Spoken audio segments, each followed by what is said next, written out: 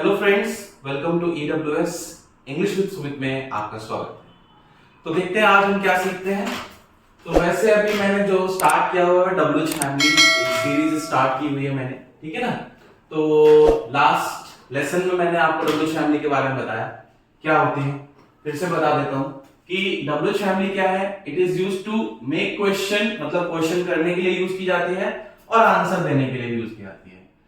तो अगर आपको पता ना हो, आप सीखना चाहते हैं तो प्रीवियस लेसन में जाइए और देखिए कैसा है ये, ठीक है। ये मैं पूरी कोशिश करूंगा कि मैं ज्यादा से ज्यादा WH फैमिली आपको करा सकूं ताकि इन्हें आप अच्छे से सीख सकें, ठीक है। तो आगे चलते हैं और हमारी जो थर्ड, मैं दो पहले बता चुका हूं आपको, हु और विच के बारे में बता चुका हूं। आज जो मैं WH फैमिली ले रहा हूं वो है हुम, ठीक है।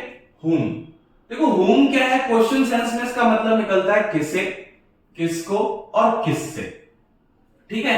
तो देख लेते हैं इसके एग्जांपल, जैसे whom do you love the most in your family, ठीक है ना। तो क्या मतलब निकल कर आ रहा है, whom do you love, okay ना, कि आप अपनी फैमिली में किसे या किसको, दोनों ही मतलब सही, बिल्कुल सही, ठीक है। तो whom do you love the most in your family, कि आप अपनी फैमिली में किसे सबसे ज्यादा प्यार करते हैं या किसको सबसे ज्यादा प्यार करते हैं, बात एक ही है, ठीक है। आगे बढ़ते हैं, whom does he want to talk। अब देखो मैंने ग्रामर को प्रॉपर फॉलो करना है, पहले भी बता दिया मैंने आपको कि WH फैमिली जब भी क्वेश्चन सेंस में यूज होती है, इस केस में आप हमेशा हेल्पिंग वर्ब का ध्यान रखें और WH फैमिली के बाद ही आएगी, ठीक है ना। जैसा टेंस होगा वैसे उसके अकॉर्डिंग वो काम करेगी, ठीक है। तो यहां पर प्रेजेंट टेंस है, कौन सा, विद मेन वर्ब, हमने पहले भी देखा। Whom does he want to talk, तो यहां पर he था तो मैंने does लगाया कि वो किससे, यहां पर मीनिंग क्या आ रहा है, किससे। तो ये देखिएगा, वो किससे बात करना चाहती है, ठीक है ना। तो वो किससे बात करना चाहती है, किसको, तो अजीब लग रहा है, वो किससे ज्यादा अच्छा लग रहा है, तो ये ही सेंस देता है, ठीक है ना। अब ये देखिए, whom did you see there, whom did आ गया, पास्ट टेंस है, आपने वहां किसे देखा, फिर से, या किसे या फिर मैंने क्या बताया, किसे है या फिर किसको, बात एक ही है, आपने वहां किसको देखा, ठीक है। तो ये whom का क्वेश्चन सेंस में मीनिंग है, ठीक है। अब बात करते हैं इसको आंसर सेंस में, एएस में शॉर्ट फॉर्म लेके यूज कर रहा हूं, ठीक है। तो आंसर सेंस में इसका मतलब क्या है, मैंने आपको बताया आंसर सेंस क्या है। जब भी कोई WH फैमिली सेंटेंस के बीच में यूज होती है और उसका जो नेचुरल मीनिंग जो है वो चेंज हो जाता है, ओके ना। और ये हमेशा फुल स्टॉप से एंड होती है, ठीक है ना। क्वेश्चन सेंस में क्वेश्चन मार्क मैंडेटरी है, ये फुल स्टॉप से एंड होगी, ओके ना। आगे जाके ये भी पता चलेगा आपको कि इसे कंजंक्शन के नाम से भी जानते हैं, ठीक है ना। वो आगे की बात है, उसे हम आगे पढ़ेंगे। अभी आप समझे कि कोई भी WH फैमिली को अगर हम सेंटेंस के बीच में यूज कर रहे हैं, at the end full stop आ रहा है, तो वो आंसर सेंस है, ठीक है ना। तो आंसर सेंस में इसका मतलब जिसे है, जिसको है, जिससे है, वही इसको घुमा दिया थोड़ा सा, ठीक है ना। अब कैसे, आप किसकी बात कर रहे हैं, जैसे the person whom you think my friend, जिसे आप मेरा दोस्त, यहां पर क्या सेंस आया निकलकर, जिसे। तो आप जिसकी भी बात कर रहे हैं वो यहां पर होगा, the person, the boy, the girl, the जो भी है, द के बाद लगाएं उसे इस तरीके से, ठीक है ना। मैं बोल रहा हूं कि जिसे तुम मेरा, जिसे तुम मतलब जिस पर्सन को, ओके ना। तो the person whom you think my friend, okay ना, जिसे आप मेरा दोस्त समझते हैं, he is my enemy, वो कौन है, मेरा दुश्मन है, ठीक है ना।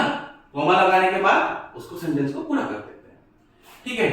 अगला एग्जांपल देखते हैं, जिसे या जिसको दोनों हो सकते हैं यहां पे meaning, the person whom she talks, okay ना, the person whom she talks on phone, कि वो जिससे बात करती है फोन पर। हम इसको आगे चलकर विद whom जब सीखेंगे तब और उसके बारे में बताऊंगा, ठीक है। तो the person whom she talks, वो जिससे बात करती है on phone, I know him very well, मैं उसको अच्छे से जानता हूं, ठीक है। यहां पे क्या मतलब आया, जिससे, ठीक है। नेक्स्ट है आपका the person whom they think mad, वो जिसे या जिसको they think mad he is my friend, वो मेरा दोस्त है। ठीक है, तो ये देखा आपने किस तरीके से इसको चेंज किया जा रहा है। ठीक है ना, तो यहाँ पर पर्सन ही नहीं प्लूरल भी यूज हो सकते हैं। ठीक है ना, जैसे जिन लोगों को तुम गलत समझते हो, द पीपल, ओके, तो the people of whom you think wrong, okay ना, they are right actually, they are right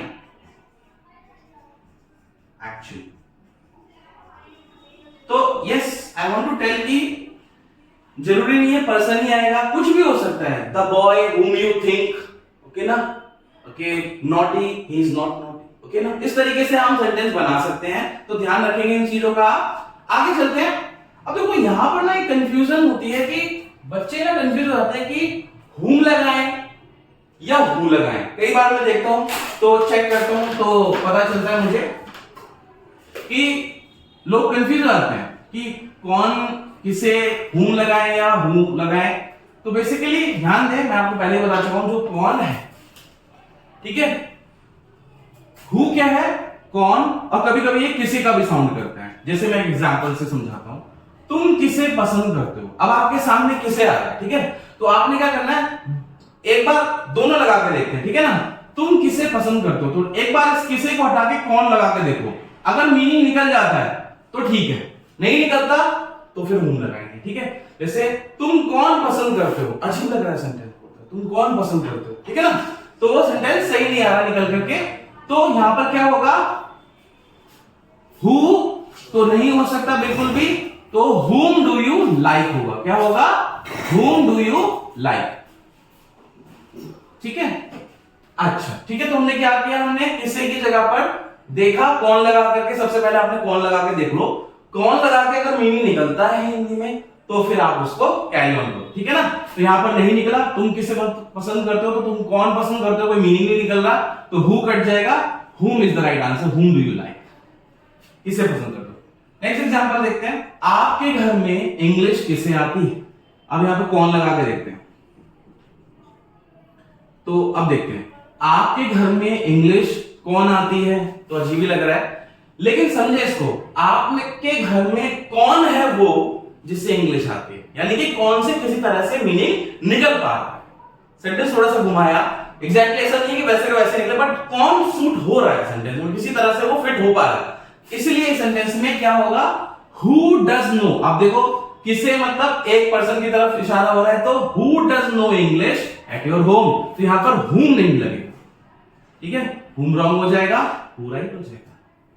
ठीक है, तो ये ध्यान रखना है, एक बार कौन लगा के देखो, मीनिंग निकल कर आता है तो हु लगाएं, नहीं निकल कर आता है तो whom रहेगा। ठीक है, आंसर सेंस में जो या जिसे, अब यहां भी कंफ्यूजन आती है।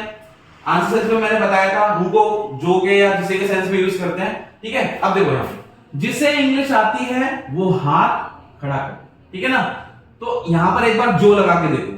ठीक है, जो इंग्लिश आती है तो सेंटेंस बनेगा नहीं, जो इंग्लिश जानता है, ठीक है, बन रहा है, वो अपना हाथ खड़ा करे। ठीक है, तो द पर्सन हु, क्योंकि जो सेट हो गया है तो हु की तरफ हम जाएंगे, ओके कर देंगे इसे, और हुम ओके नहीं रहेगा। ठीक है, तो the person who knows English raise his hand, वो अपना हाथ खड़ा करे। ठीक है, अब देखो जिससे वो अपना दोस्त समझती है वो उसका दुश्मन है। अब यहां पर जिसे की जगह पर जो लगा के देखो, मीनिंग बनना है, जो वो अपना दोस्त समझती है, किसी भी तरह से मीनिंग नहीं बन पा रहा है, इसका मतलब सेंटेंस नहीं होगा। ठीक है, तो द पर्सन whom सही है, whom she thinks her friend, who जो है वो रॉन्ग हो जाएगा। ओके, तो he is her enemy actually, वो उसका एनिमी। ठीक है, तो ये ध्यान रखना है आपने डिफरेंस की, whom और who के बीच में क्या डिफरेंस है ये आपको पता होना चाहिए, कैसे यूज करना है ये भी पता होना चाहिए।